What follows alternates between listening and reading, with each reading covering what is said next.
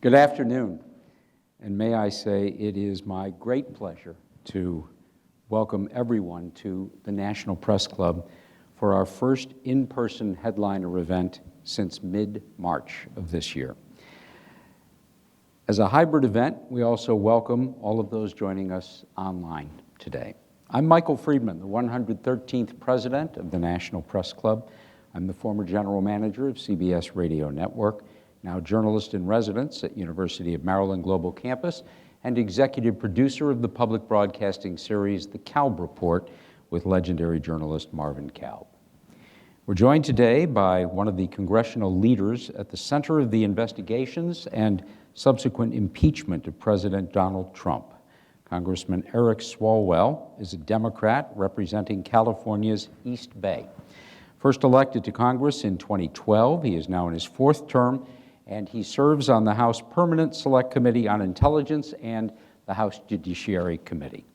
His presence on these committees and within the Democratic caucus informed his new book, Endgame, Inside the Impeachment of Donald J. Trump, which offers his account of the process that took place. He joins us today to share his reflections and to explain why he believes the decision we will make this coming November may be the most consequential of our lifetimes. We look forward to hearing his thoughts on what's next for the Democratic Party and our nation, so please join me in welcoming Congressman Eric Swalwell. Thank you. Congressman, we are meeting at an extraordinary moment in our nation's history. Every single person has been touched in some way, shape, or form by the coronavirus pandemic, and this appears far from over. Simultaneously, we are witnessing what may be a generational outcry for racial equality and social justice, and we're facing these in one of the most polarized political climates in our history, a climate in which personal opinion has gained traction against science, medicine, and even truth.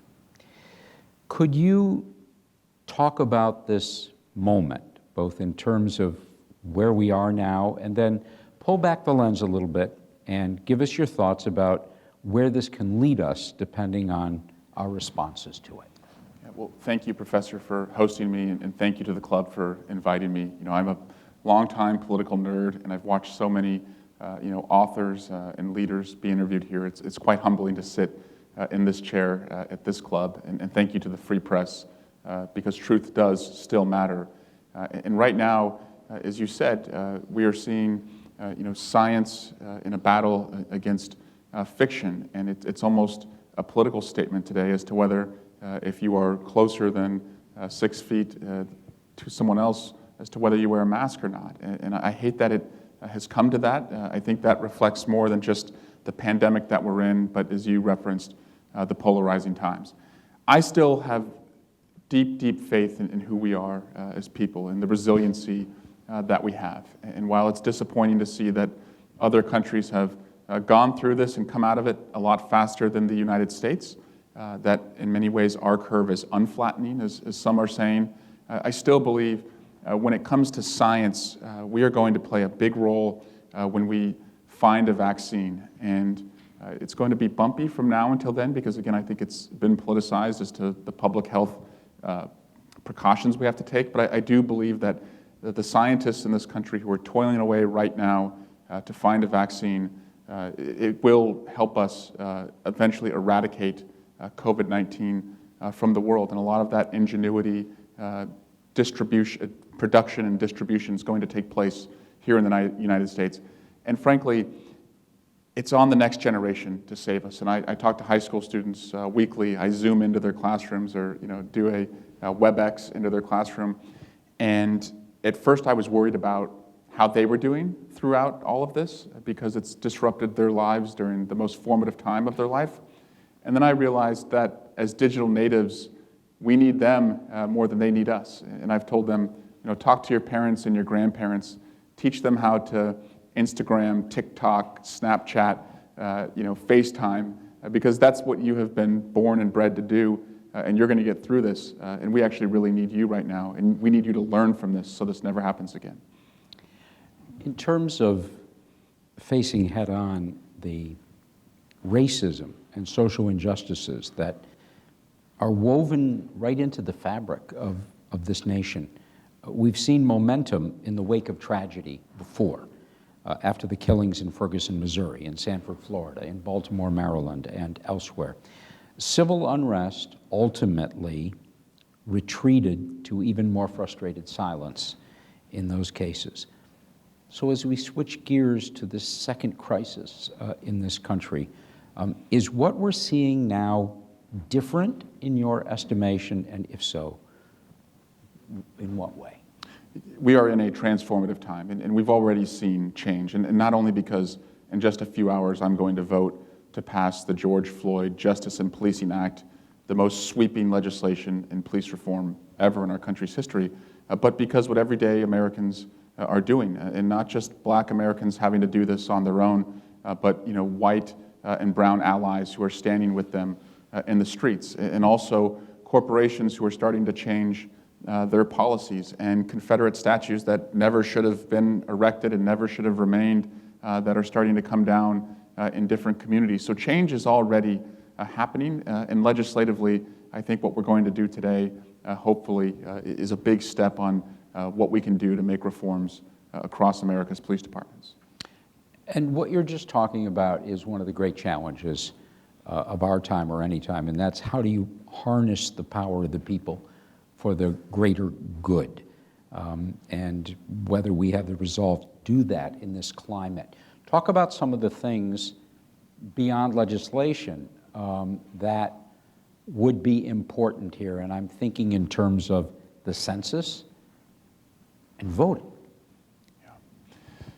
Making sure every one of us is counted and participates, because the census, particularly for minority communities, determines how much is invested in those communities. And so if they're not counted, that could really, in a negative way, affect investments in education, job training, healthcare.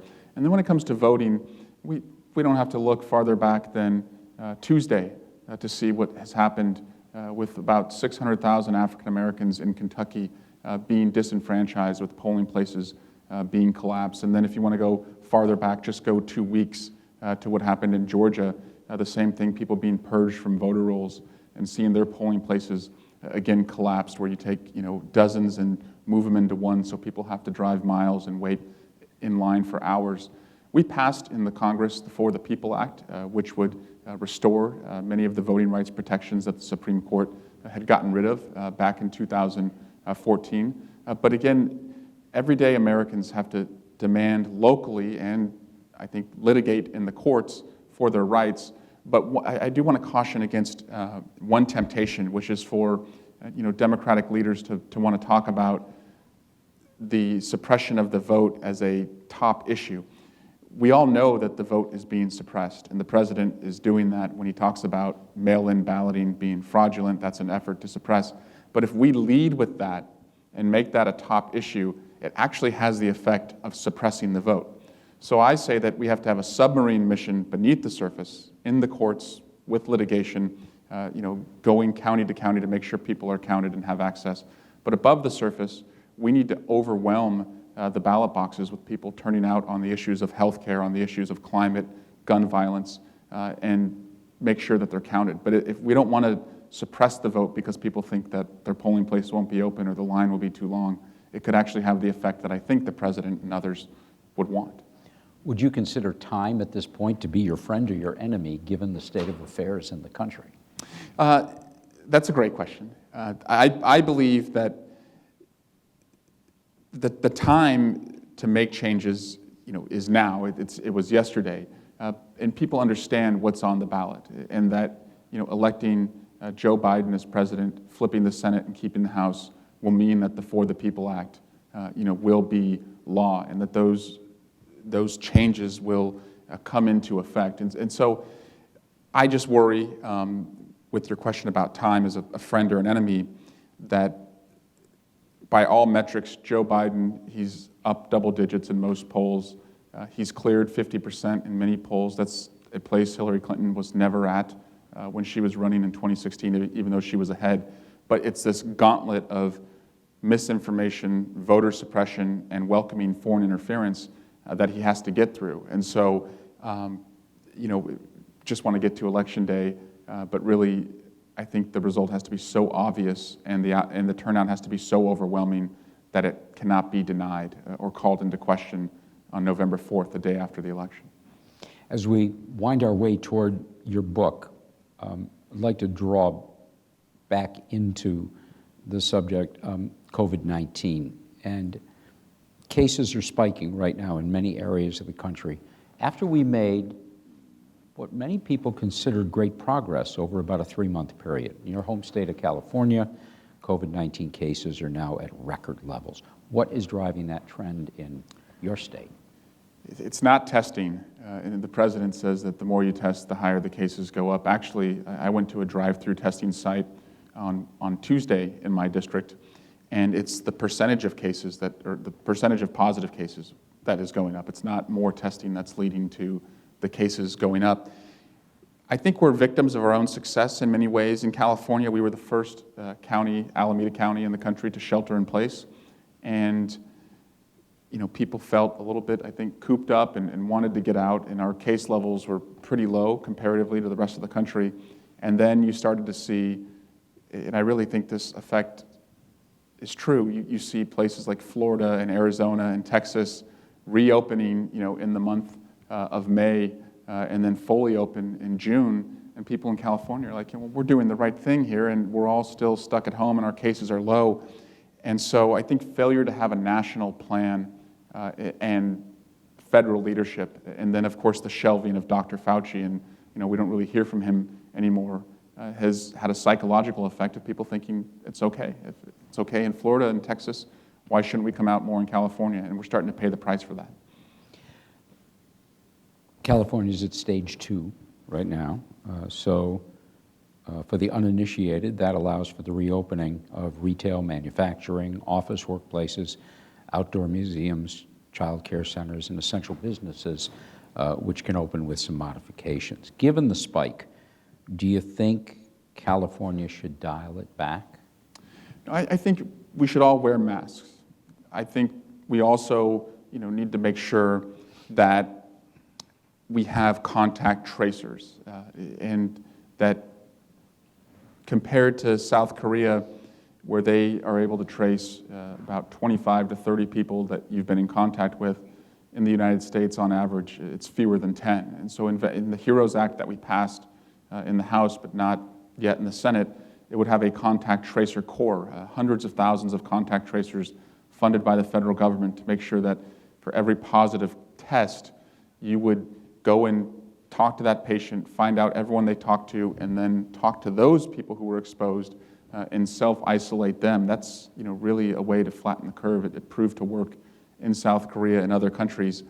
So testing, tracing, of course, investing in treatment for anyone that's positive, I think that will go a long way. But Professor, I think we get stuck in this false choice of either everyone is in their house sheltering in place till the end of the year, or we're all at Disneyland, and in between is probably responsibly where we should be. But again, with a national message of wear a mask, do the tracing, continue to ramp up the testing, and without a president that can lead us and guide us that way and tell us where we are as a country, it's really every state on their own, and I think that's proved disastrous.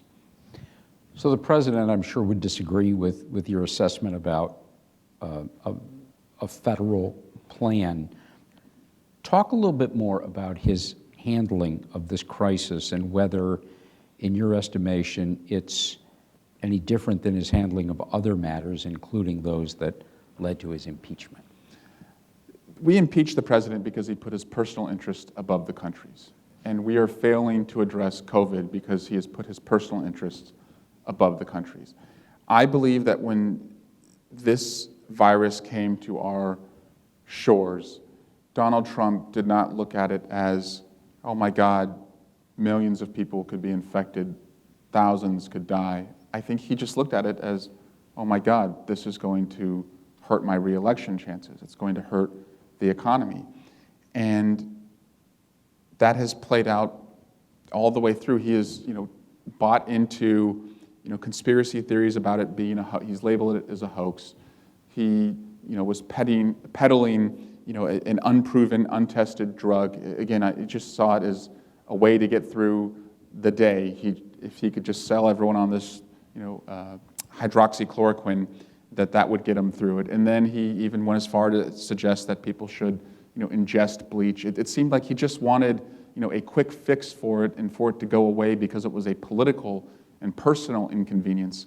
It never showed, the leadership and empathy as to what this meant. And you said this has touched the lives of all of us. I know people who have succumbed to it. A local elected official in my district passed away from it, and we all know people who have gone through the horrifying, weeks of fighting this virus. And we really needed an empathetic leader, regardless of your political party. And I wrote in the book that when I was 20 years old, I was here on Capitol Hill when September 11th happened, and I didn't know much about whether or not I was a Republican or a Democrat.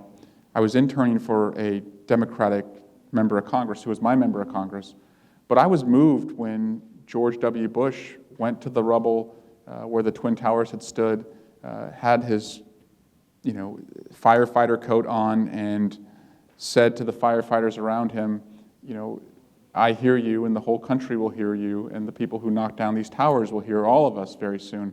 I still get goosebumps just saying that, because he brought the country together at a time where we really needed a leader. And right now, it just seems like we're rudderless, and we don't have a leader. In your book, of course, you delve into the background on the impeachment of President Trump. Looking back on it now, would you have done anything differently in the impeachment inquiry and or the articles that were sent to the Senate? I had called for impeaching Attorney General Barr before I had called for impeaching President Trump. And if we have any regrets, I think 5, 10, 15 years from now, I think the regrets will be that we didn't do more to hold the administration accountable, not that we did too much. On the issue of John Bolton, because he's in the news right now, the question is, should we have waited and fought him in the courts? And if this was a theoretical question, I think we could wonder if that was the right decision or not. But it's not theoretical, because we have an almost identical case that is still in the courts right now with Don McGahn. The Don McGahn case has not been resolved. It's still awaiting a circuit court opinion, which means it would be appealed to the Supreme Court. So if we had waited for John Bolton, as we sit here today on June 25, we would have a frozen impeachment process waiting for the courts to decide. So we don't have to imagine how long it would take the courts. Donald Trump would not have been impeached and held accountable. And so I don't regret that the way we acted. I think I may regret that we didn't do more.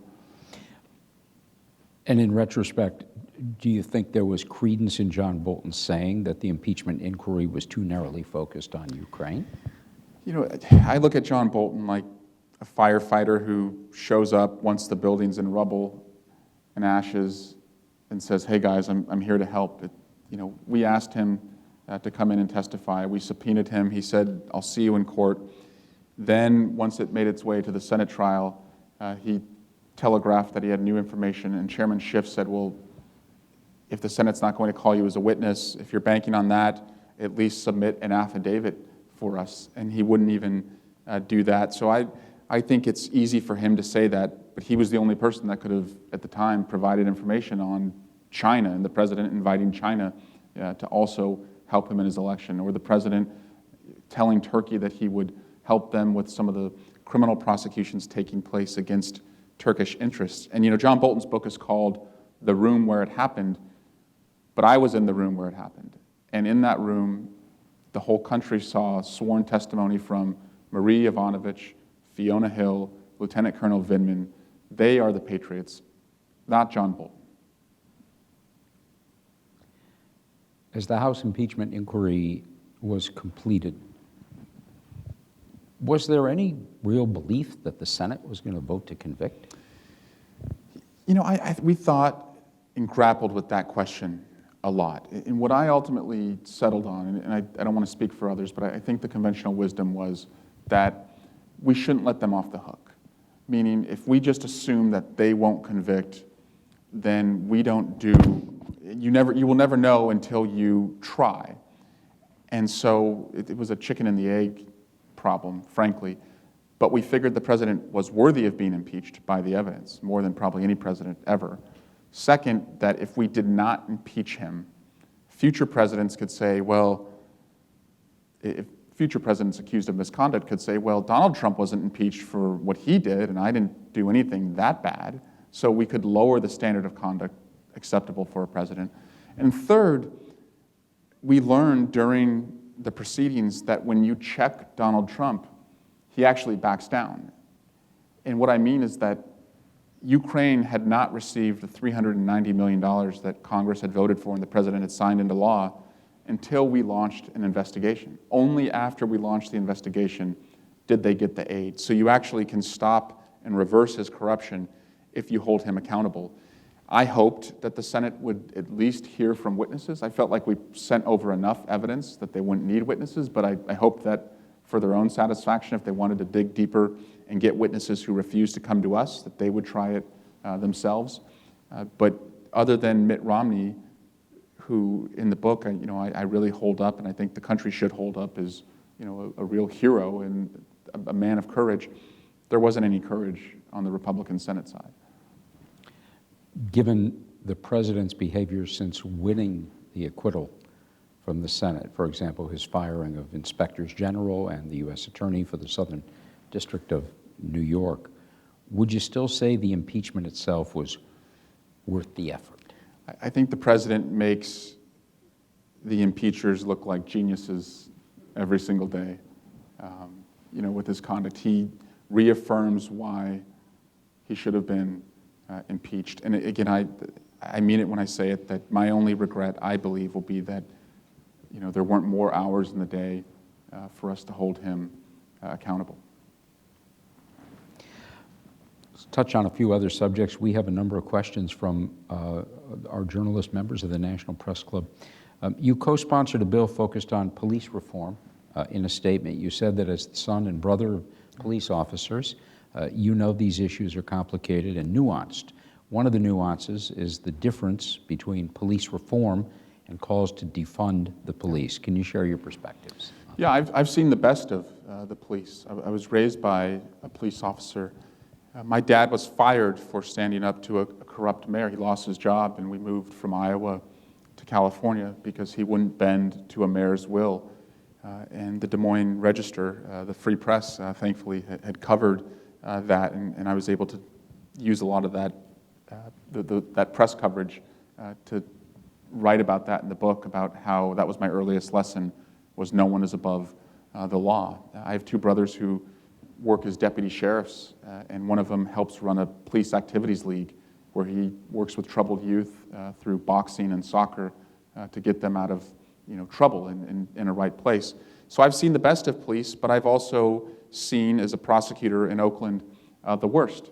We prosecuted, my office, the Oscar Grant case, if you remember that case where a young, unarmed black man on New Year's Eve was laying on his stomach, and a police officer pulled out his firearm and shot him in the back. It was captured on video, which is probably why the officer was able to be charged. It was very hard to charge a police officer with the crime. You hadn't really seen that much in California.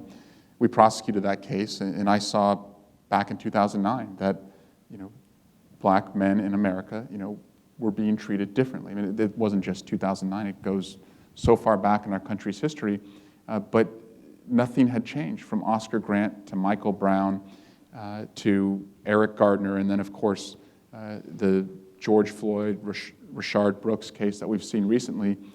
Scientifically and by anecdote, the black community does not feel safe. And I went to a police lineup a couple weeks ago in my district, and I told the police officers that we were about to take on this reform, but I also told them that earlier that day I had met with a black man in our community who had told me that he feels safe only twice a day. When he wakes up in his own home, and when he gets home from work and walks back through the doors of his own home.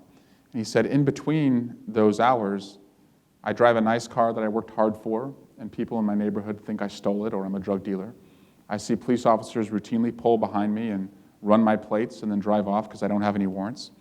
And I told these officers, that person is a captain on your police force. So if he doesn't feel safe, and he's a police officer, imagine how people in the black community who are not associated with law enforcement feel. And so you don't really have to look any farther if you're a police officer than your own black colleagues and ask them how they feel about, police injustices in our country. Let's stay on that for a few more minutes. Your district represents parts of Oakland and Alameda County. It's an area with a substantial black population. Talk for a minute about the phrase Black Lives Matter and what that means to you. Yeah, to me it means that all lives cannot matter until Black lives matter, because the black community, not just with injustice in policing, but with inequality in healthcare, jobs, and education, is suffering right now. And I'll be honest, when the movement first started, I didn't necessarily understand why it was offensive to say all lives matter. I thought you could say, yes, Black lives matter and all lives matter. And then I started to understand that, no, in my family, I'd get pushback from officers saying, well, blue lives matter. Police officers say, they call themselves the thin blue line. And, I came to learn from the black community that blue lives have always mattered, that there's memorials to police officers, in Washington, D.C., and the president speaks to officer families who've lost their lives every single year, but the black community continues to see disproportionately people in its community as victims of violence from the police, and it doesn't seem to matter. And so Black Lives Matter means that they have to matter in order for all lives to matter. And it's the same issue to me with white privilege. Again, when that phrase started to come on into our culture, I thought, well, I'm the first in my family to go to college. I lived in 13 rented houses and went to 11 different schools growing up. Like, I never felt a privilege. And then I came to understand that, sure, we may have had it tough growing up, but I never had to compete for a job or a position, and the color of my skin, would give me a disadvantage, as it does, in the black community. And I never would drive at night and have my parents worry about an interaction with the police. I would never walk down an alley and somebody would look at me and feel a presumption of danger and guilt, as we see happens in the black community. That's what white privilege means. It doesn't mean that you have wealth or you are socioeconomically doing so much better. It means that you don't walk in those shoes and suffer that type of discrimination. And right now I think the black community doesn't need white saviors. It just needs white allies and people who understand how differently they've experienced our country. Recently in the Judiciary Committee, you were willing to yield your time to a Republican colleague who would say Black Lives Matter. Why did you do that? Tell us what happened there. A little bit, I guess, hoping that they would all say it. I guess I'm still naively optimistic about, that moment on the Capitol steps after September 11, where Republicans and Democrats held hands and saying, "God bless America." I thought at a moment like this in our country, with people in the streets, white, black, brown, saying Black Lives Matter, people recognizing, as I did, as a white American, that you can say Black Lives Matter and truly understand what it means, that my Republican colleagues would say it, and that would be a good place to start the hearing. And again, I think it's been weaponized by the other side, to really create a culture war when a community is deeply hurting and asking for my colleagues to understand that you don't walk in the same shoes that they walk in. And until you understand that, we're not going to make the progress that our country needs. A few years ago on this stage, we had Justices Scalia and Ginsburg together talking about the First Amendment.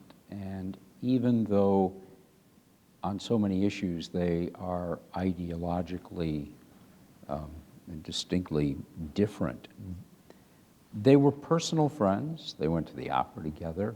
They could banter back and forth. Ronald Reagan had relationships, including his good relationship with Tip O'Neill. Do you see any rays of light today in terms of these cordial, collegial, friendly relationships that can create compromise instead of just the standoffishness we have?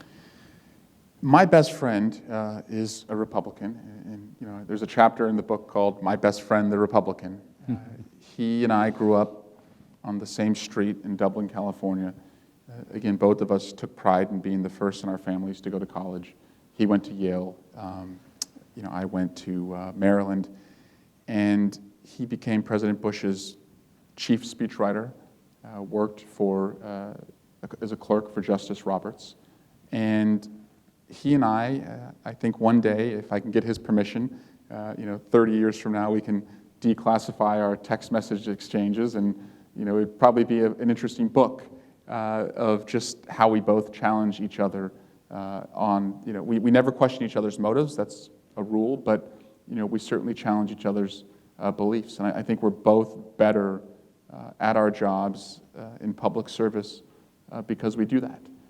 And I also happen to be the son of two Republicans, and I married a girl who grew up with the Pence family in southern Indiana. So if I want them to see me on TV, I have to go on Fox News. So I'm around it a lot. I don't think you can write off anyone, and dialogue, has to sustain itself even during tough times like this. Speaking of family, did you ever think about becoming a police officer?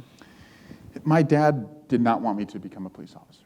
His dream, he said that because he was raised by a single mom, just getting through high school was an accomplishment, never thought about going to college.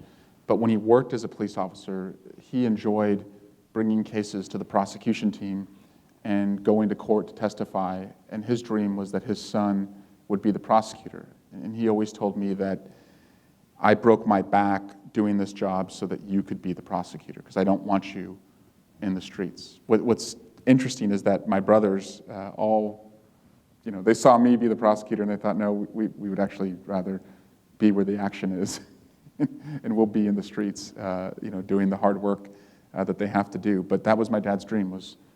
He wanted to be a prosecutor, but didn't have the opportunity, so he would work hard so his own son could. So let's bring it back around now to a lot of the things that we've spoken about.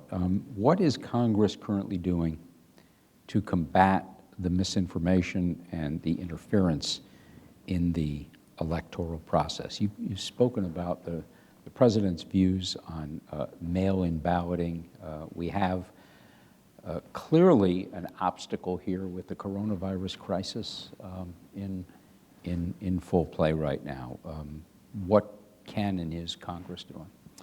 Naming and shaming, having hearings about and conducting oversight around misinformation. I believe that one of the mistakes in 2016 was that we did not do enough to name and shame and counter what Russia was doing, in part because Donald Trump had masterfully said that the election is going to be rigged throughout the 2016 campaign. And we found in our investigation on the House Intelligence Committee that he had seeded questions in the minds of administration officials as to, well, if we call out Russia or we make too big of a deal about what they're doing, you may actually affirm what Donald Trump is alleging, that there's going to be a rigging of the election. And so I don't think we were aggressive enough against Russia. So we can name and shame, we can fund cybersecurity priorities, but frankly, the challenge is that there's only one steering wheel in the car, and if the driver doesn't acknowledge the direction everyone else in the car is pointing at him to go in, we're going to continue to go in the direction that embraces foreign interference, doesn't do enough to counter it. But I think between now and the election, and until we can make the sweeping changes that need to be made in a new administration, again, we just have to make sure the public awareness is out there. And I do commend Twitter for putting that disclaimer on any tweet from a Republican or a Democrat that it has misinformation about the election. I think that's not censorship. That's and by the way, Twitter is not the public square. It's a private platform. But that is warning viewers that this information is not accurate. And I think that's important. You're one of the more social media savvy members of Congress. A week ago, I pay the price for that sometimes too.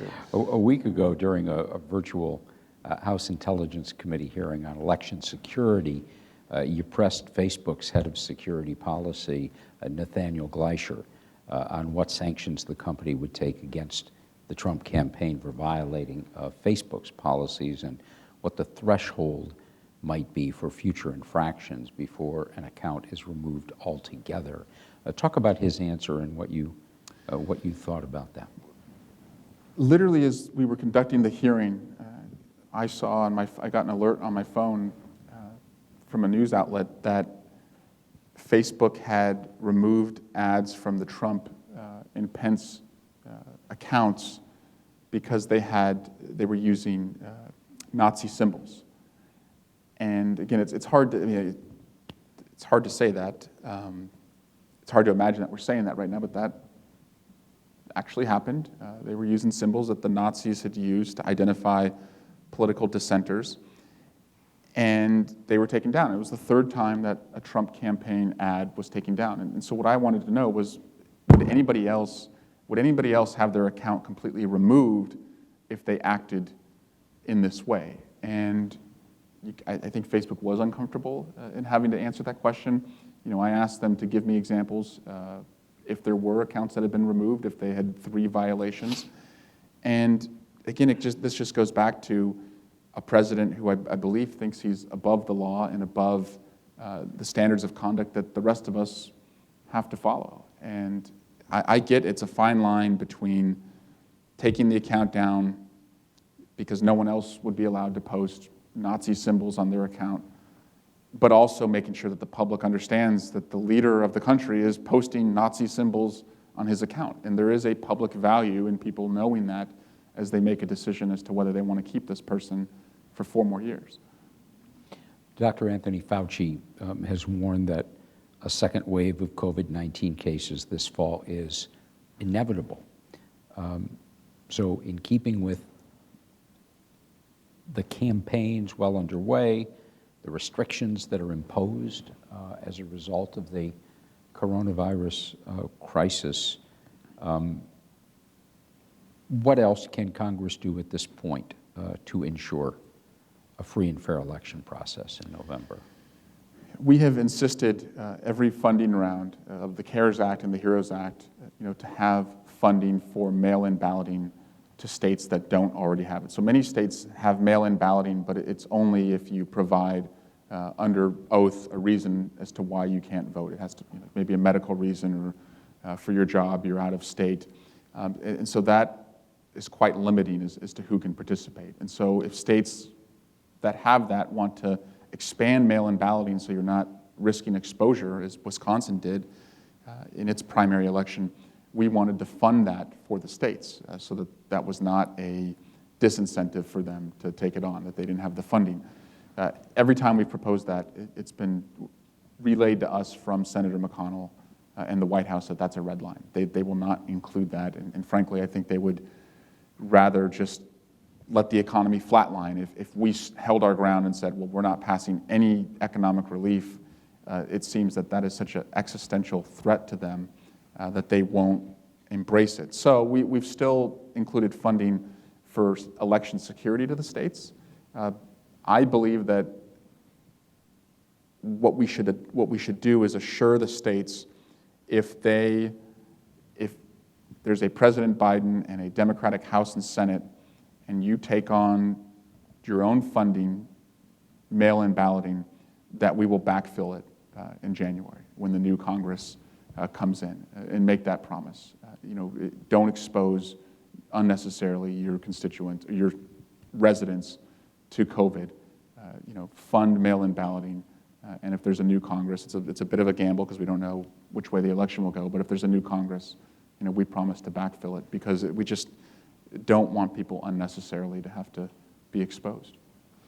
Joe Biden is the presumptive Democratic nominee. Do you have particular thoughts on who he might or should select as his running mate? Someone who could be president, someone he can work with. And when I was a candidate, I had said that I would pick a woman. He has said the same thing. I have happened to work pretty closely with two of the, I think, leading candidates to be his vice president, Kamala Harris, who also was a former Alameda County prosecutor and a terrific senator for us in California, and Val Demings, who she and I are the two members of the House who serve on both the Judiciary and Intelligence Committee. And she was the former police chief of Orlando, and got to see her up close and personal, and she's just made of steel. She is a very effective member of the team, but also very supportive and deferential to Chairman Schiff and Chairman Nadler, and just a good team player. So I could see both of them being terrific choices. Not to say anything about the other potential picks, but those two I could co-sign on from my own experience.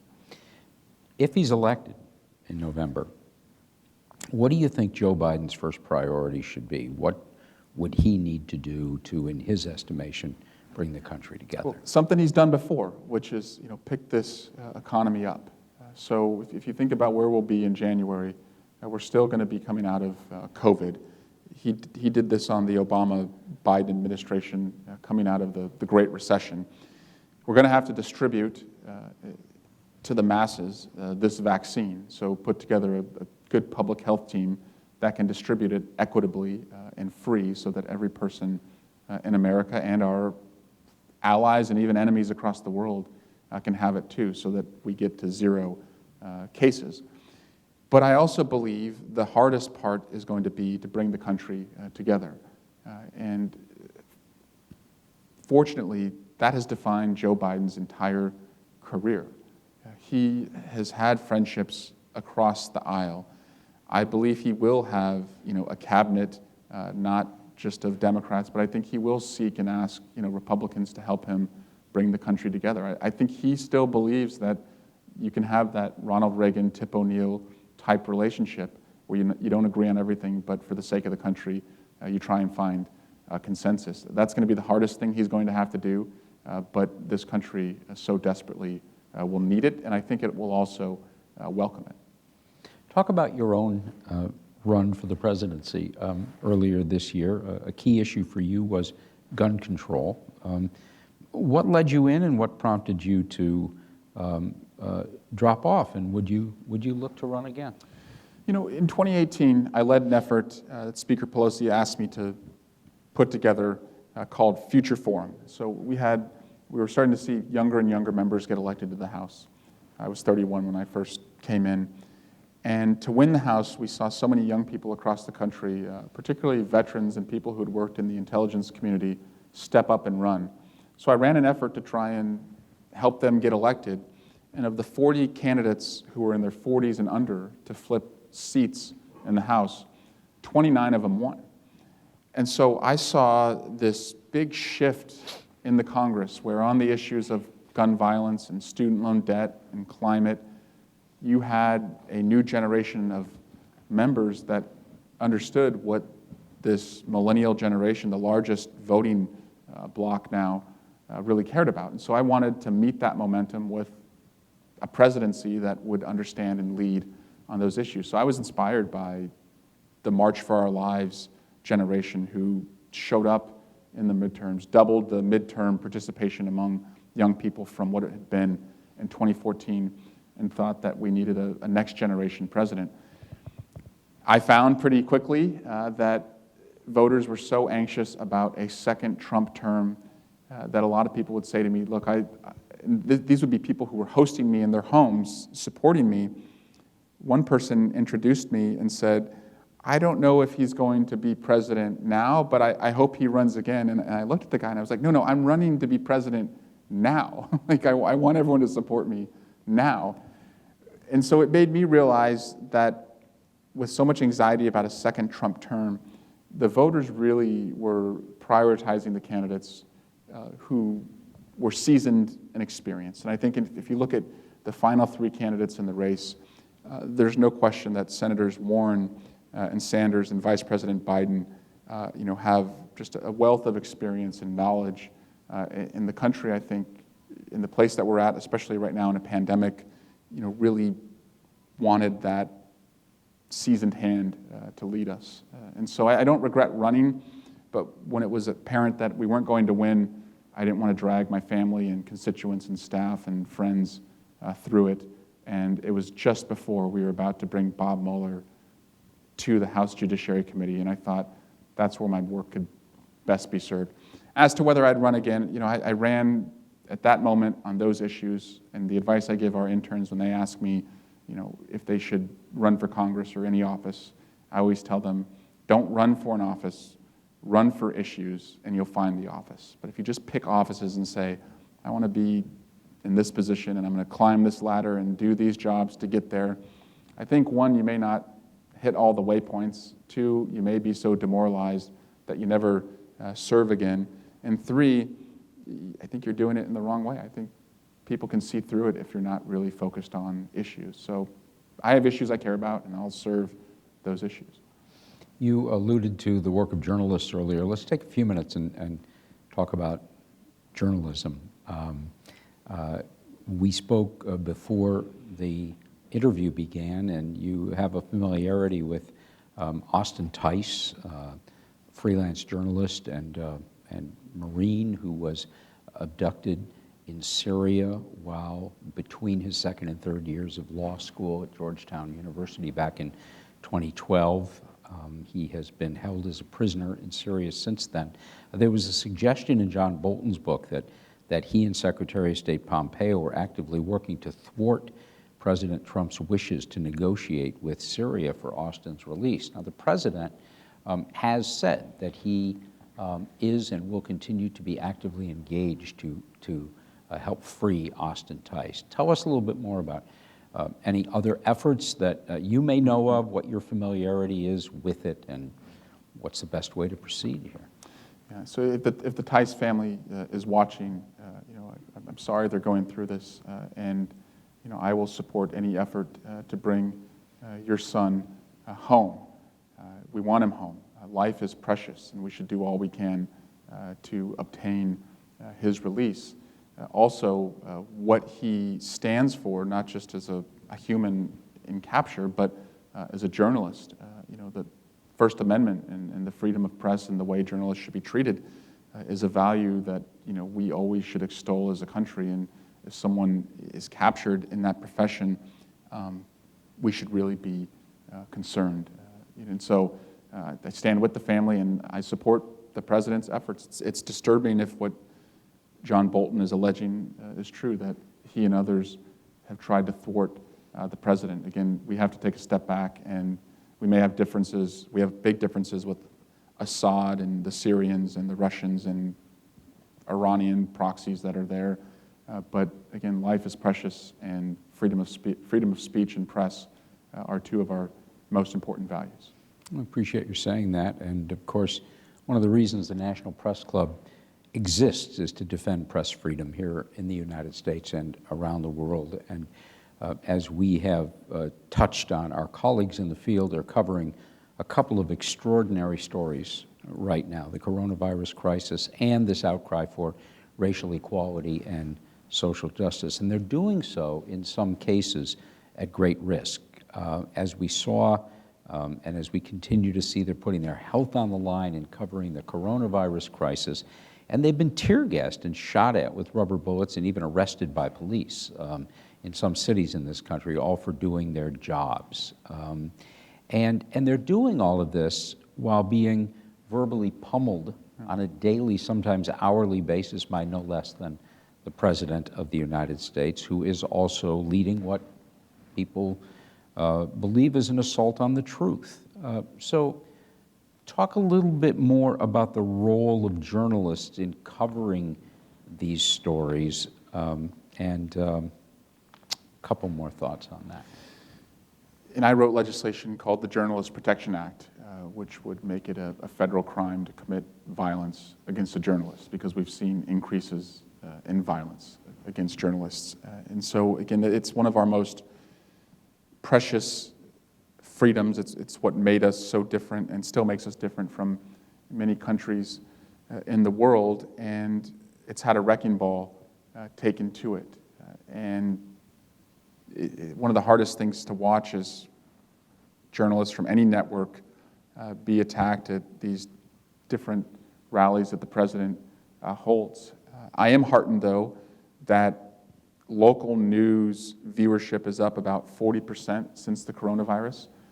I remember I was a paper boy, so at 10 years old, I would always get ushered off the porch by my mom because I was supposed to be folding the papers and putting them in the bag, and I was just sitting on the porch reading them, and she'd say, those papers aren't going to deliver themselves, and it's going to be dark soon. It was an afternoon route, and I'm not going to drive you, so get on your bike and get those papers out. So I have great respect for the profession, and I go on Fox News because I don't want to ignore that audience either. I want to be challenged by conservative viewpoints, and so again, it troubles me that we are embracing tactics that are used by authoritarian regimes. I just finished a podcast. I would recommend it. It's called Wind of Change.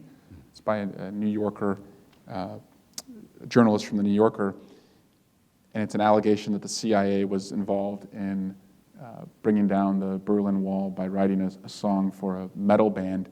But the journalist is interviewing a Russian, present day, and she said, we always all along thought through the Cold War and post-Cold War that one day Russia would look more like you, and now you're starting to look more like us. And that just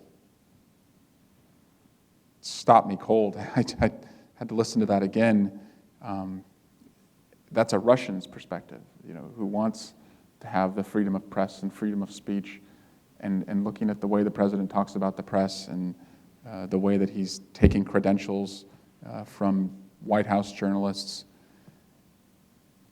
and he's slowly breaking down those freedoms. And that's why I think the hardest job for the next president is going to be to restore what we can measure and what we can't measure.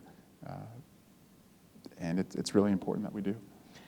As we try to remind people every day, journalists are witnesses. To silence the press is to silence the people, to silence accountability, and to silence truth.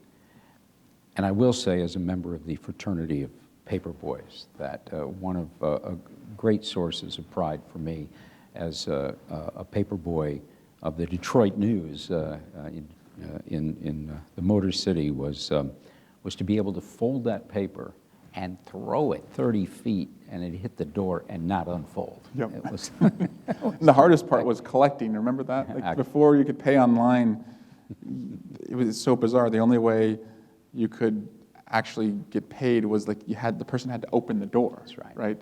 I think that helped me when I later ran for Congress and knocked on so many doors, because I had been knocking on doors since I was 10 years old. knocked on doors and said, collect for the news. That was it. People were very gracious. Sometimes you got a 25-cent tip. That's right. It was, it was very good. As we wrap it up, tell us what your takeaways were from writing the book and that whole experience of the impeachment. The only way I could write the book was to use the time at the end of the day where I'd put my daughter down, 1-year-old, and typically I'd sing to her or read her a story. But during impeachment, instead of singing to her or reading her a story, I would recount for her what had happened that day in our depositions or our hearings.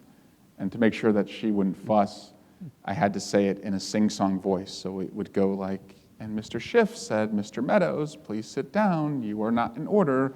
And it's really a children's book if you get the audio version of those notes. But I used a phone dictation app to transcribe everything I told her, and then would put it in a Word document and write it.